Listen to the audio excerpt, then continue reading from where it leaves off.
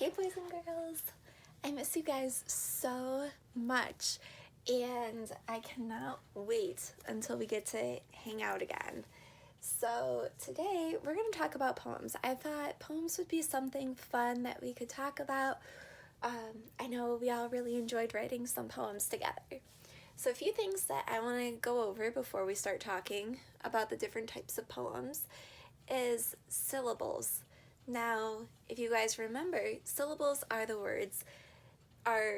the sounds in each word. So if we choose the word tall, we go tall. There's just one sound in it. But if we choose the word, let's say flower, we have flower. And we've practiced writing this out before. When we write it out, we'll go flower. And I bet a lot of you recognize this because we do a lot of this when we practice writing or spelling, or if we do our word work. We've done this before. So that is syllables. If we practice clapping out words, we could go high chair, or table, or we could do the word apple. And we can just choose so many different words and we can just practice making sounds with them. Another thing that we learned about poems is that they can have rhyming in them.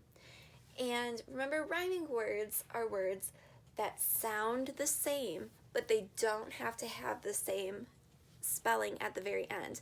They can, but they don't have to, because if we look at the word bear and the word dare, bear and dare have different endings, but they sound the same when we say them. But we could also choose words like ball or call or all. All these words, they all rhyme with each other and they all have the same spelling at the end. So it could go either way, but just know that it does not have to. It just has to have the same ending sound.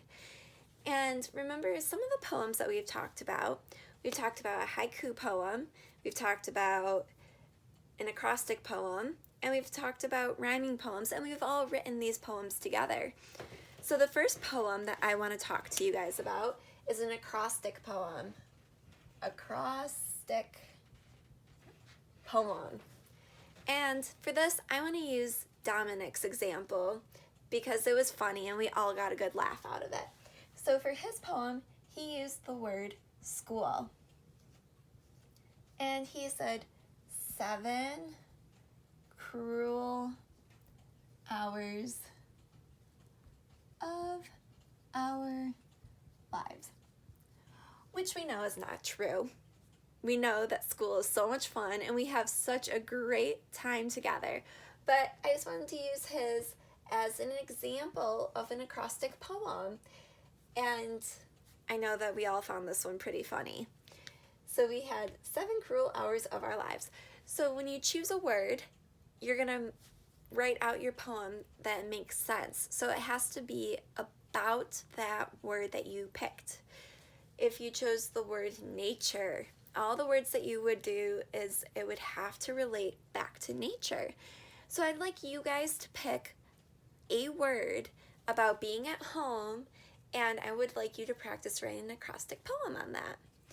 And these words could be outside, it could be games,